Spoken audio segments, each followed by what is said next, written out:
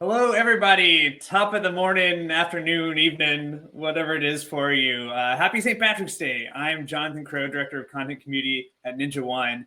And I've got with me, as always, Tom Watson, our Channel Chief Advisor, and a couple of guys who probably been tuning in our live chats are familiar, don't need any introduction. But those who are new here, we got Tom Lawrence from Lawrence Systems. Lawrence, Tom, nice to see you here. Thanks Hey, for good to joining be us. here. Yeah. And we got Georg Dauterman, President of Valiant Technology. George, so good to have you here too. Thank you. Glad to be here. And oh man, thank you everyone on the chat here for taking time, joining us during St. Patrick's Day. We've got a really good one here lined up for you. We're going to be talking all about big gambles, risks that these guys on our panel here have taken, lessons learned from them, the ones that worked out, some ones that didn't. And then we've got a little game we're going to be playing where this is going to be have some audience involvement. I'm actually asking Dom, who is our content manager in the background here, to pick 3 lucky participants from the audience here. And we're going to assign those audience members to you guys on the panel here. And you'll be playing our MSP Wheel of Misfortune game on behalf of those audience members. And that's a chance for them to win some Amazon gift cards. And it's a chance for you to have to say how you're going to be dealing with some pretty hairy situations. So that's kind of what we're doing here today. That's what's on tap. Hopefully the folks on the line are going to have some Guinness on tap either earlier, now, or later. But why don't we kick it off by starting off with you, Mr. Lawrence. Why don't you introduce yourself a little bit? And then also I'd love to hear what's a big gamble that you made, maybe it was earlier on, that paid off for you?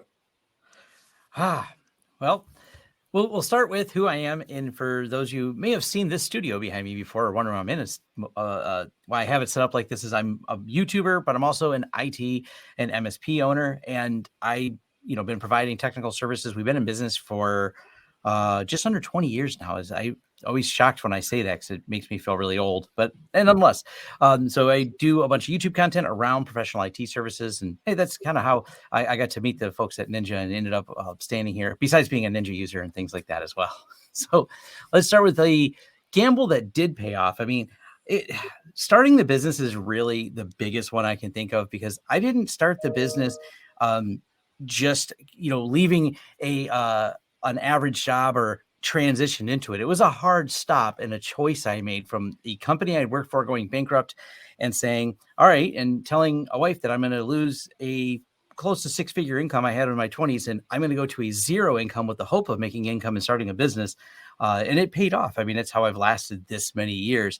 I know it sounds kind of say starting the business being a risk, but it really is. It was a pretty scary time, but I just kind of said, I'm going to do this. I was so upset that the company I worked for went out of business, not because of anything that I did, but because of, challenges they were facing. And I'm now finding myself, I had another job opportunity, interviewed, went well. And I'm like, do I want to do another job? Let's just start a business. And here I am, somehow managed to make it work over the last 20 years. That's probably the big risk that comes to mind overall. I mean, absolutely. I think a lot of people on the line obviously will be nodding their heads, taking a similar leap. But that's a huge one. What about year was that for you? 2003. Okay, right. Yeah, Tom Watson, let's kick it back over to you, because, I mean, you made a similar move. What year was it for you when you opened up your shop? I opened up in 2000. Okay. And, but yeah, I'll tell you, I've got 2 of them that really came to mind here, because my belief is in business, you have to take risks and put yourself in a position. We were talking about this before the live chat, where you're going to have to make it work. And I remember I made this big move, and I've talked about before, to manage services in 2008, 2009, and doing contracts. And I, for the life of me, couldn't figure out what to charge people. And I was worried that I was going to charge the wrong amount and be stuck in this terrible situation where I was losing money on the contract. But I came up with the cost calculator, which we've all looked at before on previous ones. And I had that. And then I saw someone who talked about, was like, pick a number, charge it, make sure it covers what you think your costs are going to be, and then make it work. And I did that. And that big jump allowed me to go into managed services, because I had a couple wins and I saw that I could be profitable on these contracts. And that kind of parlayed me into the next level of managed services. Then the next big one, and I know Tom Lawrence had a great conversation about this and put a clip out, was I hired a salesperson a couple years later, and I really didn't have the money to support that person for more than a few months. So I had to get them up to speed very quickly. I didn't have this year ramp that many people talk about. I had like maybe 4 to 6 months worth of cash to support them, but I worked with them hard and enabled them to really get going and got some sales under their belt and made that work too. So don't be afraid to put yourself in a situation where you're going to have to perform, because you're going to push harder if you do. Oh man, just hearing that, and that's making me sweat just thinking about that timeline, because we know how fast 4 to 6 months can go. We'd love to kind of dig into like, what are the things you could do? This is a conversation point that came up when we had a live chat about hiring. And then also another one where we had Colin Knox from Gradient come on and talk about a similar situation with hiring, of really putting yourself in the situation where, okay, this has to work. Man, there's got to be ways to kind of mitigate that risk a little bit, which is a big focus we'll be talking about right now. But let's kick it over to Georg Dauterman, president of Valiant. How you doing? I'm Georg Dauterman, president of Valiant. Much like Tom, I have a similar kind of origin. The company I work for a big ad agency, a holding company that kind of sucked in our agency, and this wasn't enjoying where it was going. So I told my wife, who just had my oldest daughter in 2004, that we're going to mortgage the house and we're buying into Valiant. Wow. So I think my daughter was 3 months old when that happened, and we bought in, and that's been 18 years. In June, it'll be 18 years. Company's 20 years old. My business partner Gene started it. So it's you make a lot of risk, but I think most people have that kind of startup when you start a business. Like it's like you just do something bonkers that if you think about it now, you wouldn't do. But I think for us, I have one that's both a great risk that paid off and one that didn't pay off so well, but they're both the same thing. But I learned a lot. We tried to start up a disaster recovery as a business service called Valiant Cloud. We got pretty far with some intellectual property, some development. That's actually how I met Matt Fox, our creative director, because he came in to build our front end for us. So kind of lost our shirt on the whole process by the time we kind of looked at it holistically, because can't out data. But the lesson learned was really valuable. And when I talk to other founders and other people who started businesses, I can say like with some certainty, like I understand fully where you're coming from and what it's like to try to like build a business out of nothing, a product. It's really hard. And I think until you try doing that yourself, you just don't fully understand. And so it was expensive, but it was an awesome learning experience. Man, I think there's something probably inherent with entrepreneurs in general, and then especially those who are successful, where you've got the willingness to take those risks, right? And also just this attitude that you're mentioning, George, of, yeah, I had a big mistake, and it was awesome because it was a huge learning experience. I was able to actually roll with it. Well, we're here today to talk about all that inherent risk, right, involved with having a small business. And of course, there's the circumstances where you're just going to roll the dice. In some ways, you have to put your neck out. But like I mentioned, obviously, we want to be able to do that smart and learn from lessons. I mean, Tom Lawrence, you mentioned in one of your promo videos, preview videos for this chat, that you were looking forward to helping people kind of avoid some of the mistakes that you made in the past. Oh, yes. It was funny. You sent me those questions so we could talk about it. And I sent to a couple of my friends. I said, what are some of the really dumb things you guys remember me making? And they helped enlighten me of things I had kind of forgotten.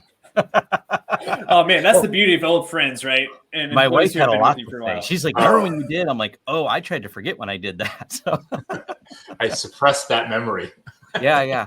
I did kind of that. So we talked actually, and me and Tom had talked a little bit before about waiting too long to hire a sales rep. Definitely one of the things I did that was just a big mistake. I thought I could handle it all myself, do it myself. You think you don't have the money for it, but if you don't have some good sales pipeline, I can sell decently, but I'm more technical. That's where my passion and my heart is. And it just, was me trying to figure out, why does a sales guy make so much? And I even, when I worked in corporate, asked that same question, like, why do these guys that just wander around on a golf course get paid so much? And so turns out they are the lifeblood of the company, and it's a really important aspect. And once you understand if it's not the role for you, and it really depends. If you're really good at sales, cool, do the sales, maybe hire technical. But if in my case, it was really intelligent to hire a salesperson. But that sounds like a great decision you make after you hire the wrong salesperson. And one of the worst ones, I don't know, all the red flags were there about some of the weird behaviors, but getting what you belong to a lot of business memberships, different community groups that you will have your salesperson go to, like chambers of commerce. The last thing you want to do when you've built a friendship with people at Chamber of Commerce is have them call you about just how drunk your sales guy is and thinking he shouldn't drive from this event. And I'm like, it's 1:00 in the afternoon. What do you mean he's drunk?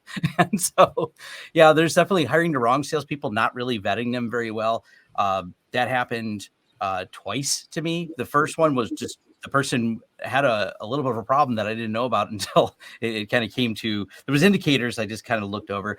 The second salesperson, I didn't track very good what they were doing. And that was kind of my fault. I realized they weren't following up as good on leads as I thought they were, not putting the right metrics in place around the salespeople. They're like any other employee. You got to put metrics. It's just easier for me to see a technical project and say, is it done or not? It's a yes or no. Did you install the firewall?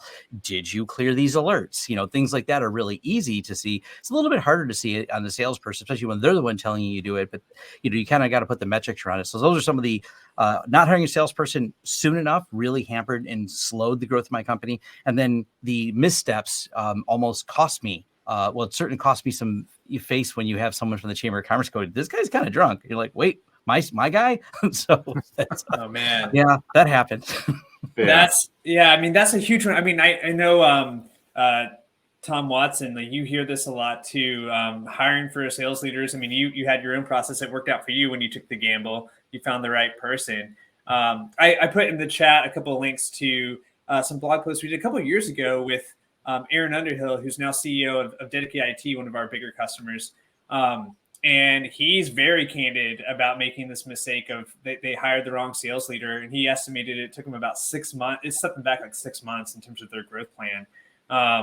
And he shares some great lessons learned in terms of things to look out for. What you're saying, Tom, if you have to really know, you don't have to be the salesperson, be good at it, but you have to know enough to be able to recognize who to hire and also how to manage them. Right. Yeah. George, I think you're gonna maybe chime in there. Oh yeah, I mean we've had some definite the salesperson that does done, and I think that part of the issue is that a true managed service offering is a fairly complex sale. You're really selling something that a lot of folks don't fully. The customers have a hard time sometimes understanding it, and I found that a lot of salespeople don't fully understand it, especially if they were like come from more a product background, or they were just they didn't come from this industry or never sold services before. And so we had some real problematic sales folks. Not that they're bad people, just they're the wrong person for the job. And I think this to echo what Tom said. Lauren, the not having the metrics or understanding what it does, it really impacts your ability to kind of get out of your own way to understand it. So definitely follow other people's advice on the salesperson. It's probably the most difficult hire you'll make personally by a lot. Especially if you have an engineering background, because your brain doesn't necessarily operate in that capacity. I mean, at least not naturally, if that makes sense. Like you just don't. That's not your natural state to be like, oh, okay, got it. That's how that person operates. You have to kind of change your perspective. And I'll comment, the salesperson I have now is amazing. And oddly, he came from not at all a technical background, but from the industry. And it didn't make sense to me, but he looked at what we were doing in the MSP sales. He goes, well, this is just selling insurance, Tom. You're ensuring your computer's going to work. End of story. He's like, I just got to learn the technical jargon to fill in the gaps in between. And so he really does a great job. And if you think about the way, insurance sales, you're selling a service, a renewable, regular payment. There's really I never really, I'm technical. I didn't think about this much, but he understands it well. And he's been the first person, one, to revamp how we sell it and then connect better with customers to sell it as a service. It's really crazy just because he was very, very successful. He had a whole chain of insurance companies, and he packaged them all up and sold them and everything else. So he's got some biz dev experience as well. So bringing him in, he's like, he just said, I'm done. He was actually an insurance consultant for a little while when I met him through the Chamber of Commerce and before he worked for me. But he's like, I want to do something completely different. He goes, if I never look at insurance again, I'm fine. Of course, then cybersecurity insurance. I'm like, I do for you. Hey, buddy, how you doing? What do you know about cyber insurance? Yeah, just what do you think about? Help me understand it better. Yeah. He's thrilled not to be in the insurance business. He likes the MSP business way better. Cool. That's great. That's good. Well, guys, we've got a lot of ground to cover. In fact, George, you brought up Matt Fox, creative director of Valiant. I had sent him the questions to pass on to you, and his response there was, "This is going to be like a 4-hour live chat." There's a lot to talk about, and so you don't want to get. Yeah, it's like, oh man, we could talk about it. Any one of these is like clear your calendar. Let's go. You know? Oh yeah. Yeah. Strap in, guys. Yeah. Get the Guinness ready. Strap in. Yeah. It's like, actually, this is going over time. No, Yeah. we're going to try to keep it to the top of the hour, and we got to spin our wheel and everything. So here's how this is going to work. I wanted to give everybody an idea of the topics that we're going to be covering here and how this is going to play out. I also wanted to share. So this is our agenda doc for those of you who are new to live chats. We usually have our state-of-the-art Google Docs system here. We have kind of like a show notes doc that we share with everybody. And then it's something that you guys can have for after the fact. And it's got the agenda, but it's also got a bunch of resources. This is the real reason I wanted to pull this up is for each of the things we're talking about. Ninja, with my work with Tom Watson here and some other colleagues, we put together a lot of material, right? This is part of my job as a content director. And so we've got some additional resources here that I've added links to in the doc that are ungated. So you don't have to go, like you register for the live chats. You don't have to go through the trouble of filling out another form and all that stuff. So you can get direct access to things like our customer scorecard, our cybersecurity checklist, what else? Our MSP software guide, our growth plan checklist, a ton of stuff that's going to apply to some of the things that we're talking about. So I just kind of wanted to call that out and draw attention to the link there. Irish car bombs. There you go, Eric. So anyway, here is how our game is going to work. So we have our MSP Wheel of Misfortune. I'm going to close this video and bring up the Wheel of Misfortune. Thoughtfully trademarked. We actually haven't gone through the official process, so there's still time. If you want to rip us off, you can do that. All right, let's pull this up here. And so what we're going to do, I mentioned that Dom was going to assign some of the audience members to each of you guys. And so we've got those names, which I'll reveal in just a second. And let's pull up our wheel here. Yes, the MSP Wheel of Misfortune. So here we see on this glorious St. Patrick's Day, our game, it's a game of chance. And so each of you guys are going to be spinning for an audience member. Dom, I know you gave me the names here. I'm going to pull them right now. Here we go. And hopefully you guys are still on the line. If you're not, we'll find someone else. But let's see here. Let's see. For Tom Watson, you are going to be spinning for our friend Luca. Luca Villani, are you here on the chat, sir? Because if you are, you're going to have a chance to win some Amazon gift cards. Oh, Steven, your birthday. That's a ringer. Luca's here. Luca's here. All right, Luca. So I'm going to go ahead and reveal the other names here too. So we got Luca. Steven, because it's your birthday, I think we'll have to pick something else for you here. Your name was not selected, but I mean, we got to treat the birthday boy right. So George, Yes. You are going to be playing for Evan Tanner. All right, Evan. Do our best. Let's go. And Tom Lawrence, you are going to be playing for our good friend, Cynthia. Cynthia, I'm going to apologize here. Cynthia Torotzik? And Cynthia, as long as you're here, you guys will be able to play, potentially win some money here. So here's what's going to happen. Okay, Evan's here. Great. All right. Evan? So I'm going to close this again for a second. I'm going to bring back the wheel. I forgot. I need very important. I need to share the sound here. So let's see. Pull up our wheel. Share the audio. Okay, perfect. And so we have the 4-leaf clovers here on the wheel. If, Tom Watson, when we spin the wheel right now for you, if it lands on a 4-leaf clover, then Luca, you're going to have you're automatically going to win a $25 gift card, right? Your choice then will be, do you want to press your luck? Do you want to double down and go for $50 or bust? Now, if you get it's a different wheel that we'll pull up for that. And if you get the $50 one, you'll get a chance to, again, double your luck. You can go for $100 or broke. So that's the gamble that we're going to be playing here for our audience members. If it lands on one of these other items here, then it's going to be up to our panelists to answer one of these big major risks that MSPs find themselves facing, which include a security incident, investing in the wrong tools, and investing in the wrong customers, employee attrition, and losing your biggest client. So that's the things we're going to be discussing here. Luca's ready to go. He says, quit, let's talk, more rock, let's spin it. All right, so let's, without further ado, spin. This is for Tom Watson. So Luca, this is for you, buddy. Let's hit it.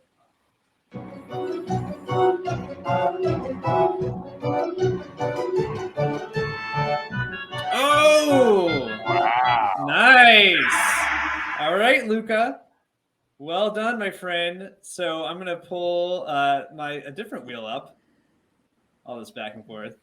I'm going to pull a different wheel up, which is your winner tab, your winner wheel, Luca. So now you're going to have the option, sir. Do you feel lucky? You basically have a 50-50 shot here. Again, same thing. So if you decide to go for it, you could walk away now. And you'll have $25 Amazon gift card. Or you push your luck. If it lands on a clover, you'll get $50. If it lands on this guy, who they didn't have any like stock leprechaun images in this wheel thing. This guy kind of looks like a leprechaun. Maybe a little bit. If it lands on him, then Luca, you won't walk away with a gift card. You'll walk away with a t-shirt with some swag, but you won't walk away with any money. So what do you want to do? Oh, he's going to be in Dublin. Nice. But Luca, what do you think? Do you want to go for you want to keep your $25 gift card, or do you want to go for $50? Oh, come on, go for it. Press your luck. Luca's thinking about it. I'm very tempted to spin for him. No. Oh, Send it. Okay, here we go. I think that means spin it. Yep. Oh, stop.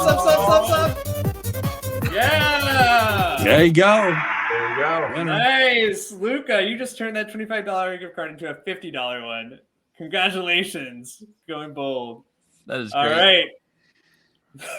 right. Now, Luca, now the question is, what do you want to do now? Do you want to go for a hundo, or do you want to walk away with your 50?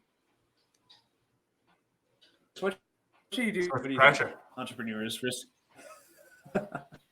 Just how risky is Luca? Yeah. Let's see. We're waiting on the delay. Yep, we got our delay with it. We're working with here. Luca's mulling it over. He's thinking about that $50. Brian, did you win? Not yet, Brian. I think we all win. Brian's always a winner here.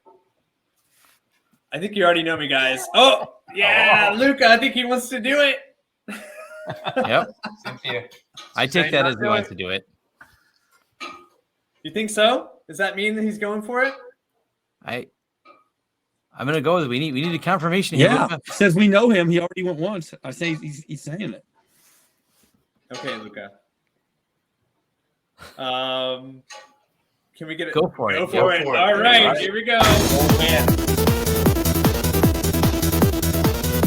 Oh no, Luca! Oh, Luca! Oh no, Luca! I feel kind of responsible for this, guys. I gotta say. I know. I think we pushed him a little hard. Yeah. Yeah. We may have encouraged this behavior. Peer pressure. Big risk takers on here. Yeah. I feel like we're pushing like cryptocurrency or something. Like, oh, Wasn't man. that bad.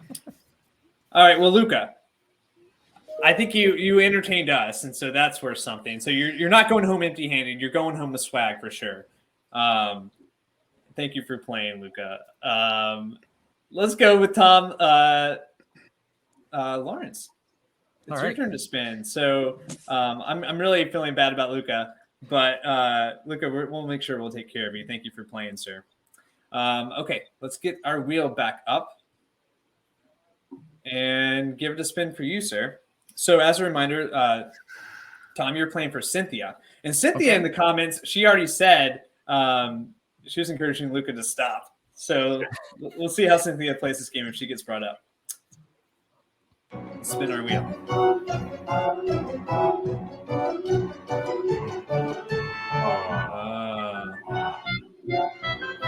All right. So, Cynthia, you'll have to wait for a while. And what we're going to talk about instead is Tom. Investing in the wrong tools. Yeah, and this is actually kind of tailor-made for you because I think during your one of your preview videos, you talked about this as kind of a risk. So yeah, how would you handle this risk of investing in the wrong tools? All right, here's some perspective I have, and especially 20 years in business, some of the tools didn't exist in the early days, and there's way more tooling available today, especially if you're in the managed service market. But there's a lot of times, especially starting a business, because you aren't always starting a business with a massive amount of capital. And of course, you don't have usually a lot of clients. So there's the minimums you may need to reach with certain tooling that you're like, well, I don't meet those minimums. The other side is you may not have the money to invest. But it's really important that if you get some of the wrong tools that are not well vetted or just some free product you found, and even though, yes, absolutely, those who follow me may know I'm an open source advocate, but I'm not someone who's just looking for free. I look for well vetted tools with product level of support so I can integrate them in. And you can spend too much time trying to solve the problem, and it's actually not free because your time isn't free. So remote access was definitely among the things that took me longer than it should have to come to, all right, I have to use one of these more better off commercial tools essentially and say, look, I may not have enough clients to meet what they really look as a minimum. So you still have to pay the fee as if you do, but it really helped me grow. It's like, oh, wow, this works so much better. I have more time to focus on other aspects of the business. And especially in the early days when I didn't have a salesperson, that turned out to be, it was better to have Tom going out and drumming up business than trying to save a buck using the wrong tool for the job that really wouldn't make you efficient. It's just kind of an overall thing. That's why I don't want to say anything specific as any certain products. And of course, the products I tried several years ago don't even exist or were abandoned since then. So sometimes going with, there's a lot of options in the market, but going with some of those commercial tools can really help you in time and make sure you're organized and using things that are aligned for the job. And then it only focuses you more to grow into them because if you are under some of the certain minimums, get out there and hustle and get over them. I mean, if you're planning to grow, think about it from a growth standpoint where you want to be, because there's a lot of time cost in switching tooling as well. That's another thing that can definitely be a time sink. Brutal. Absolutely. And George, I see you nodding your head. Anything you want to add there? Sure. I think so on tooling particularly, I think what happens is by nature, most entrepreneurs or business owners are real optimists in their hearts. As much as they want to be pessimists, they're optimists. So like I found myself at times when I talk to tool vendors and vendors, I see like that shiny like city on the hill, like, oh, I get it. We're gonna get everyone on this tool in 3 months. It's gonna be awesome, game changer. And then a year later, you still haven't implemented it. And your team, you're like, what happened, guys? Like, I don't understand. And they're like, so you bought every year you buy a new tool. We never finished the first tool we implement, and we're still paying. And so it's like the dangers is, I think there's a big danger in our industry particularly is like over tooling, like where you have more tools than you actually use, and understanding how to use them more fully. I just think it's like an occupational thing. Also, like if you're an optimist and if you have kind of like typical engineer ADHD for tools and shiny objects and let's go ride bikes. I think it's an occupational hazard. So you have to be really mindful of that sort of thing. Yeah, I mean, I see this happen a lot too with the discussions going around. It seems like there's a lot of there can be some decision paralysis happening, where it's kind of hard to find. There's a lot of tools out there. Getting everyone's opinion on what works for them. I've seen an evolution where I think people in places like Reddit and MSP Geek and some of the other bigger forums, they see this question happening come up over and over and over again, and they've kind of got patented responses now, where it's just reminding people that what works for some people might not work for others, and you need to really think long and hard about your own qualifications and everything that you want to earn criteria. Oh yeah. Well, Jonathan, I have one real quick. Yeah. What about when like 6 months after you've had a tool, you realize you haven't been using it and you've been paying it the whole time? This has happened to all of us out there. Or you're paying for more licenses than you need and all of that. And I'm a really big advocate of auditing these things frequently because they just suck, expenses out of your business. Absolutely. Yeah, great point, Tom. Great point. There you go. Shelfware, like Vaughn put in here. It's absolutely, yeah. Yep. Shelfware. Yeah, you're getting some, Carrie, Sandra, you're getting some chime-ins here for sure on that one. IT software gym memberships. Yeah, exactly. Treadmills. Yeah, the treadmills of the software world. It really is. Peloton. Well, okay, so we got some more. Thank you guys so much for the comment on the tooling, and we can absolutely circle back because it kind of ties into some of these other things too. Yeah. But George, yes. I think you're still up here, so let's keep you rolling here. I want to get Evan some good luck, man. Come on, let's go. Absolutely. Okay, wait. So let's see here. So George, we're gonna spin for you here, and let's see what we got.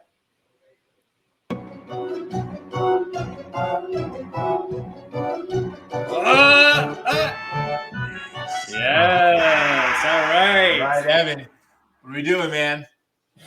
All right, Evan. So you've got a second to think about this while I pull up the other wheel here. So Evan, congratulations. Do you go bold? Do you follow Luca, his trail of glory? Or do you play a little safe here? You got a minute to think about it. Yep. Exactly. And Evan, thank you for the shout there, Evan with Ninja. But yeah, what do you want to do, sir? Do you want to try to turn that $25 into $50? Or do you want to walk away with your $25? What do you want to do? George, pushing you to take a spin here, Evan. What do you want to do? Oh, it's up there. To calculate the odds. The odds are it's an even 50-50 here. Evan. I know. I really want. Thanks, Will. I wanted the whammy. No whammies. I'm shackled here by spinyourwheel.com and its limited capabilities. It's pretty nice. So Evan's taking the 25. He's taking 25. Discretion is a better part of valor. Oh boy! In this instance, after the last guy, so I think that makes perfect sense. Yeah. But should we spin it and see if he would have done it? Oh man. Okay. That's cruel. I think we should do that. I like that idea. What would have happened? Oh, smart move, Evan. Right choice was made. Smart move. Salute him. I think this is like our hobo leprechaun, like on the wheel here. He would have got you. So Evan, you made the right call. You made the right call. Evan, congratulations. You're gonna have a $25 gift card. We'll get you some swag too. Okay, so let's see here. We still need to get Cynthia something. So I think that means Tom spin again, or Tom Lawrence. I think we should go back to you. So let me pull up the wheel again. That one. And we'll give Cynthia another chance here.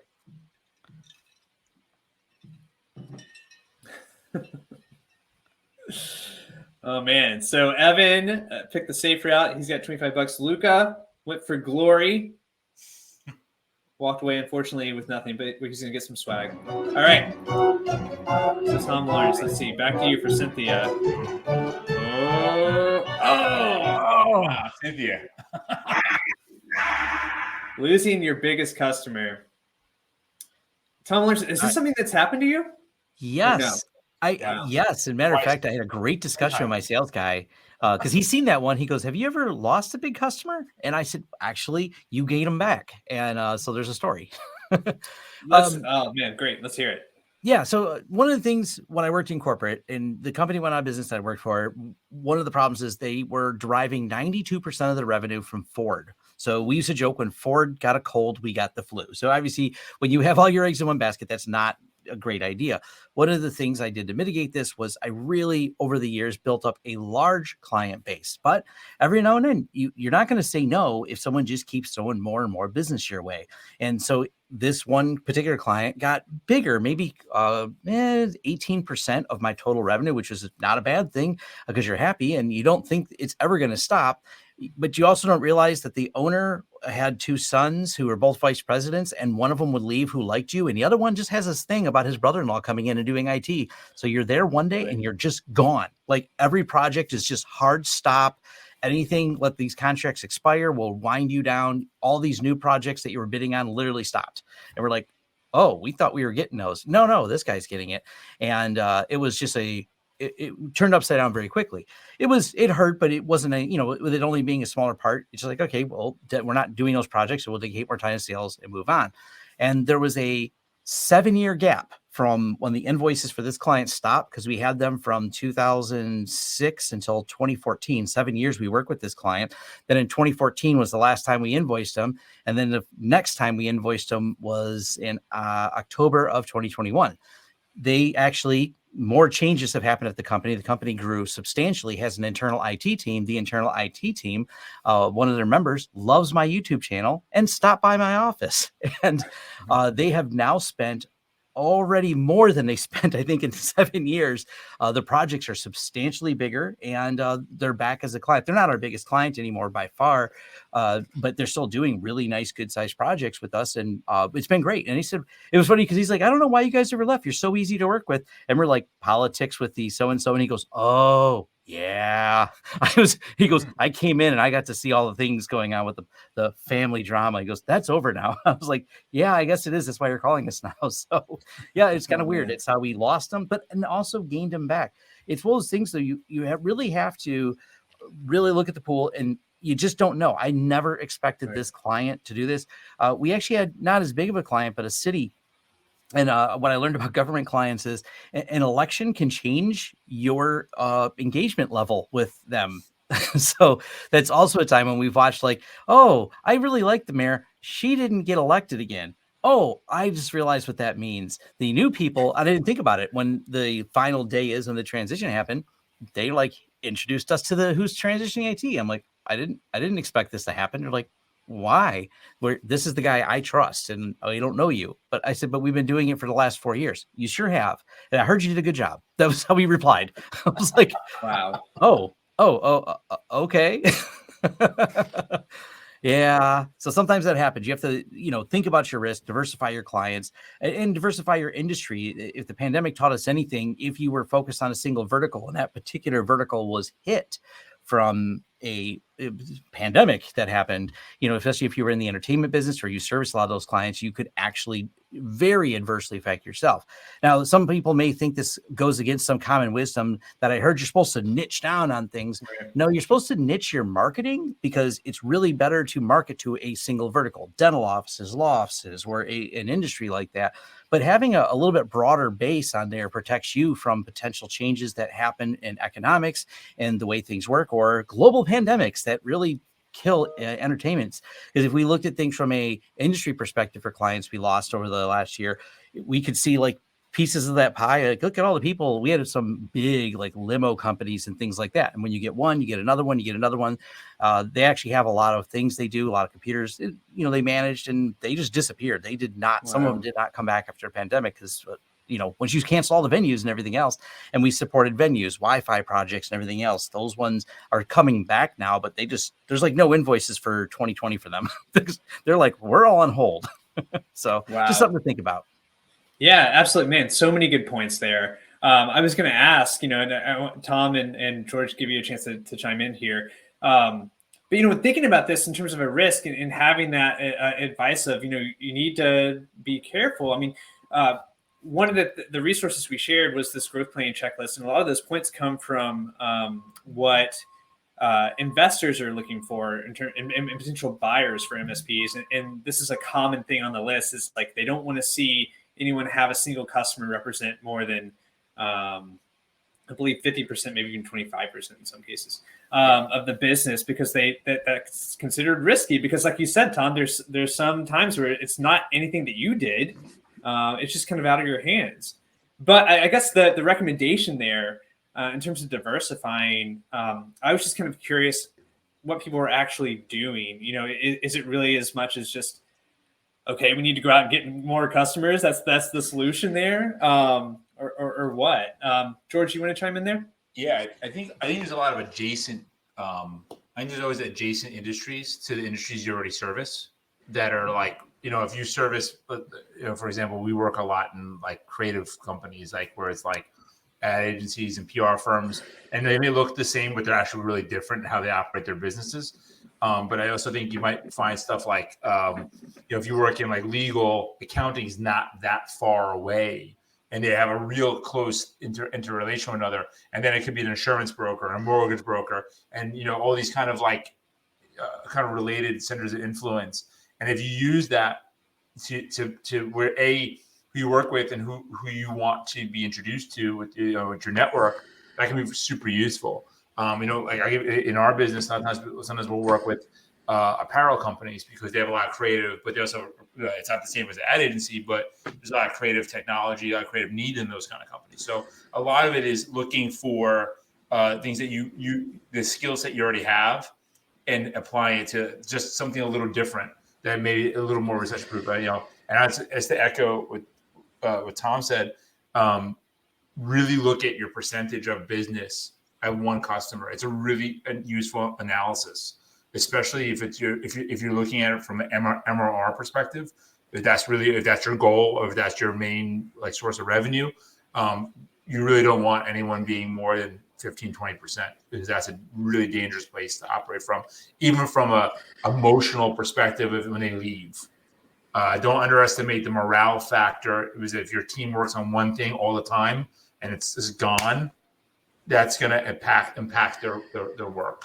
So I'm just speaking from experience here. We had that happen to us. 2 of our biggest customers got bought by the same ad agency within 12 months of each other. So it was a really painful, but it was great. We learned a lot. So once again, learning from disaster. Oh man, wow. Yeah, Tom Watson, anything that you want to add there? Yeah, I was very big into my verticals and what shows. Everyone knows I had a lot of law firms, very entrenched in that community. And that seemed to be pretty recession proof, because I typically had people that were litigators or doing business law. And listen, when the economy goes to crap, people start suing each other. The other thing I had was I operate in the Washington, D.C. area. So the obvious go-to there is government contractors. And they are very recession proof. And then I liked having a lot of law firms and the government contractors, because that balanced out, because I had some retail, some restaurants, and then I also had a bunch of nonprofits. And nonprofits can be kind of iffy. If they're getting government funding, that's great. If they're really reliant on donations, that can be a problem when the economy goes bad. And they also typically don't pay as much for services, but they also don't utilize as much services. So I like to have them to balance out, as the workload was less. They paid less, but they typically didn't utilize us as much. Yep. So I found that was a nice balance among like 4 different verticals. Yeah, great points there, Tom. Guys, we got a couple other things on the wheel here, and I think we should go back to it. And I think we should give Cynthia, let's keep on spinning for her. Yeah. We got to give her a chance to take a risk here. So we're going to say, Tom Lawrence, again, this is for you. For Cynthia. Really? This is the easy one, right? This is the short answer, right? Oh man. Yeah. Cynthia, we're gonna get you. Listen, I think we should cover this security incident one we've got about 15 minutes left. We're going to cover this one, and then Cynthia, we're going to give you a chance. We won't roll this wheel. We'll go back straight to the prize wheel. But let's cover security incident first, because I mean, whenever you say risk in this business, I mean, this is the big one, right? They're all big, but I mean, this one's really big. So, all right, who wants to go first on this one? Oh man, this is I mean, if there's anything that keeps you up at night, this is the one, right? It's a mistake. It's not even something you did on your own. I mean, let's say even if the incident wasn't, even if someone you're adjacent to or working with, we had something that happened in 2021 for one of our like co-managed customers, and it was a really painful lessons learned, and it changed the way we work as a company significantly. Just working with them, and seeing the process. I mean, if you've never seen an insurance company operate, what happens when there's an incident, someone should do a really in-depth lesson about what happens with insurance, and how they work. So just not that we can go too deep into it, but it was really, really, really painful. Hundreds of hours of consulting time to kind of get these people back. And of unclear, was this something that should be billable or not billable? Do you bill someone when they're in their moment of like the worst nightmare, right? I mean, so there's especially someone you've known for a number of years, and you know their industry, where they are in the pandemic, that sort of thing. So a lot of factors into it, and a lot of risk that you have to try to mitigate for yourself and for the customer. And I think that our biggest thing was how much risk do we take on for people when they don't want to take it on for themselves? I don't know if you guys have any thoughts on that. I mean, that's the one that really, and I don't have an easy answer. I feel like it's not a platitude or something you throw out there. Like in 4 sentences, it's a complex problem. Yeah, for sure. I mean, this is one, honestly, guys. I mean, this is a whole series of chats in and of itself. But yeah, I mean, amazing points you brought up, Tommy. Lawrence, what about you? I mean, this is a topic. I mean, you talk about security all the time. Yes, and so far, knock on wood, hope it never ever happens. We've not had it happen to a under contract managed client, but what we have had to deal with many times is clients that are like they engage us because we do consulting type services and one-off services, or someone may just call it break fix, but we'll come into a project for them, but they don't want any managed or recurring. Sometimes they have internal IT teams as well, and we just had one recently. They completely got ransomwared, and we'd set up their firewalls across all their 3 locations and did everything else. And we have a template for everything we did. So they were upset about this incident, but we showed them, we're like, hey, we have our own logins. Our logins were never used. We showed that it was really clear how the ransomware happened. The internal IT person, because each firewall log would tell us who created what firewall rule and when it was created. Right after we finished the project, and the project was done for about a year, he went in and opened up a bunch of ports to things that we said not to do. You have VPN, use the VPN. For whatever reason, he exposed a lot of stuff, and he was using QNAP. And the QNAP had a lot of security vulnerabilities. And their internal IT person just not, and we made sure the owner was very clear, he is not qualified for the things you're asking him to do. Like, he is very misunderstanding of how technology works. But of course, that the QLocker ransomware hit him because he had everything exposed. He always had weak passwords from the day we got there. And we had like a list of recommendations. We kept pitching them backup managed services, because I personally know the owner of the business, and he likes me, and he knows me from the Chamber of Commerce and stuff, but I got this guy. And I'm like, well, I guess, I mean, he worked for you, but you should have us come in and at least audit what he does. And that's how we got the firewall project and some server projects. But we always, when we were done, handed the keys over to this internal person who was really, it was just a matter of time. And once that got hit, all their stuff, he put it on QNAP, QLocker hit it. There's, for those of you not familiar with it, Google QLocker real quick. You'll see all you need is a publicly exposed QNAP server. And that was enough that we debriefed him on the ransomware. We're like, this is how it works. We told him the only saving grace. I kind of said a little bit tongue in cheek. I said, well, the good news is Bitcoin price is down, because this happened literally only weeks ago. And the QLocker ransomware has a fixed amount for the Bitcoin. It's not like a dynamic it's not like the more advanced ransomware systems. Oh man. You know what I'm hearing there? I'm hearing documentation and transparency. Yes. Yeah. That's just it. We had all the COIA. No one, the owner's yeah. not even mad at us. Like the owner of that business Sounds is not mad perfect. because he knows, yeah, you told me, yeah, you said this, yeah, he did the firewall rules, and our documentation's tight. It's like, this is the project. We did it in like early 2020. Here's everything we did, all those things, and here's where he changed the firewall rules. Like our debrief is clear, like not us. And here, by the way, we billed for looking into this, and we didn't spend much time looking into it because it was like, as soon as we seen the firewall rules, like really opened everything up. Yeah, man. And was like, was RDP open? What's that? Was RDP open?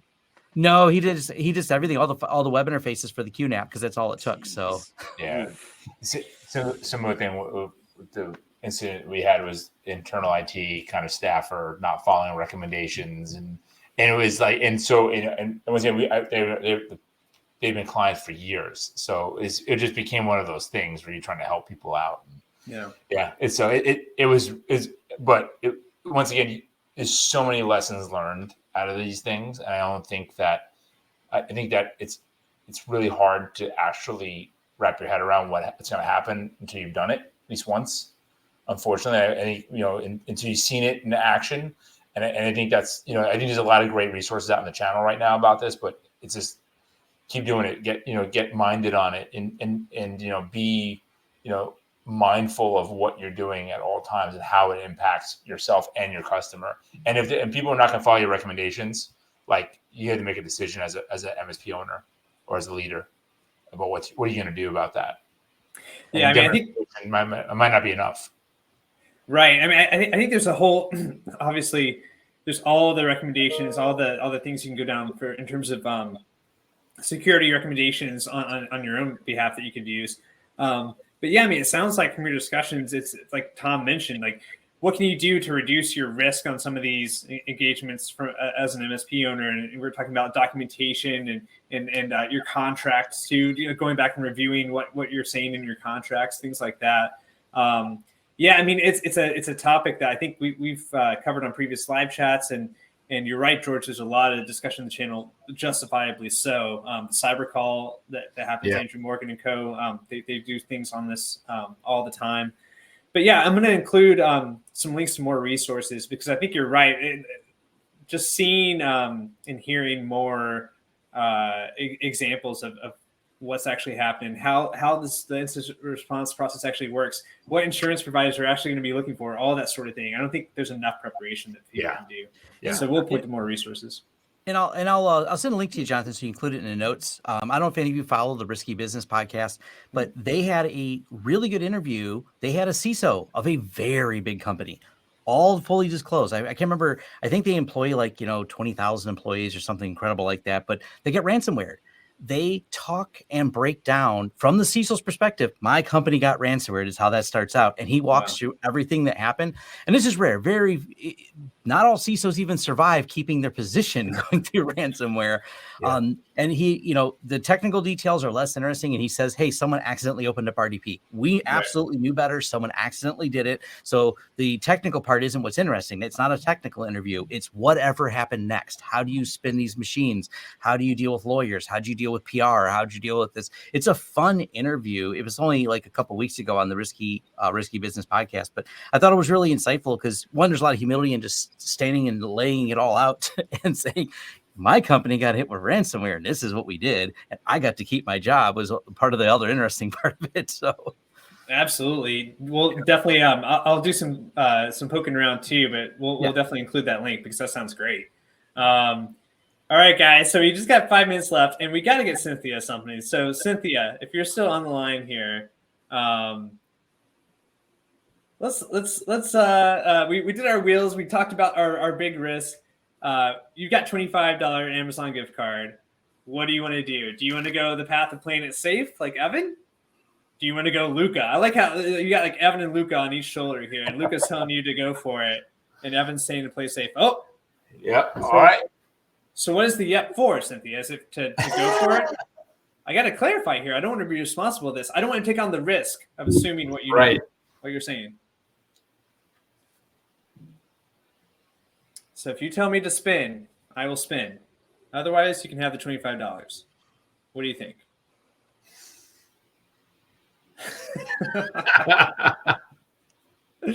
Just drawing out the suspense here. Okay, let's do it.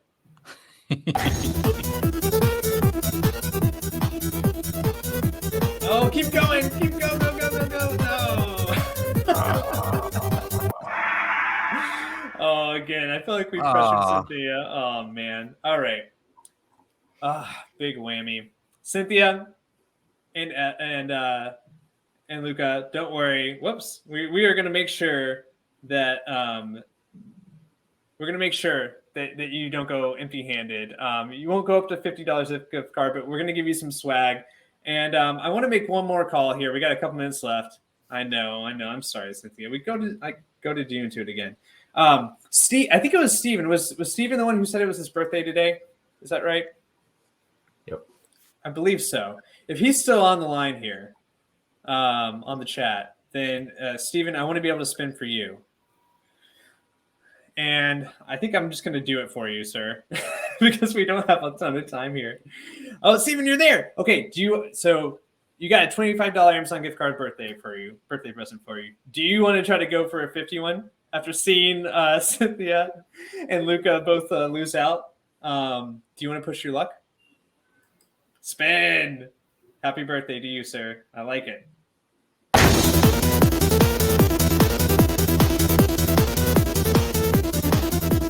No! I'm going to remove that one. Jeez, man, this game, what a downer. St. Patrick's Day. Oh, my God. We're not feeling the luck here. Whew. Man, odds should be good now. I know. Sandra, so I marked off this one. I feel like we can't end on this note. We got to have a winner here. And Sandra, you're a reoccurring live chat attendee. I know, Cynthia, what is this? Sandra, I think we need to have you play here. And I've removed one of the things here. I think your odds are a little bit better. So what do you think? Do you want to spin or do you want to have your $25 gift card, Sandra? What do you think? This is me too. Everybody gets to spin. That's when my Rachel is watching and she's like, there goes your marketing budget. Okay, Sandra, she's in. Let's go for it.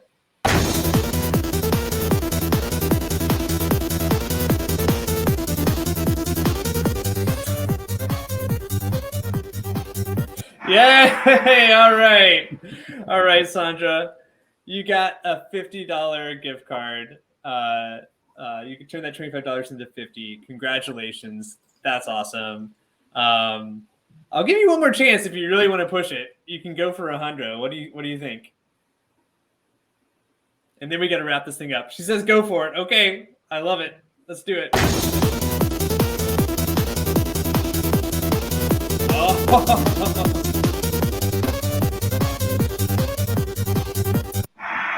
Amazing. There we go. Okay, all right. That's the way we need to end this thing, is on a positive note. Sandra, congratulations. The luck of the Irish shines upon you. You won a $100 gift card. You can decide whether you want to split that up with Cynthia and Luca to repay their losses there, or you can keep it for yourself. But like I said, everyone who spun, you're going to get some swag to go home with. You won't go home empty-handed. And that's it, guys. We're at the top of the hour. I'm going to close out our wheel. Thank you so much for taking the time.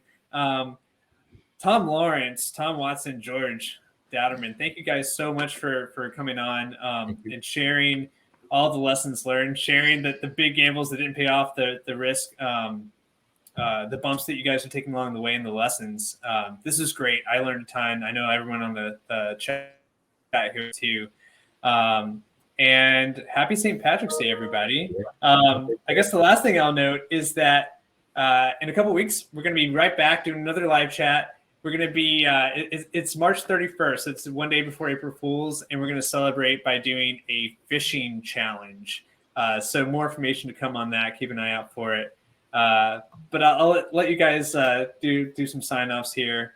And thanks and take care, everybody. Awesome. Thanks. Awesome having me. It's a fun time. Yep. Thanks, Todd. Always say, great. Be willing to take risks to grow your business. Just run it by someone who's done it before.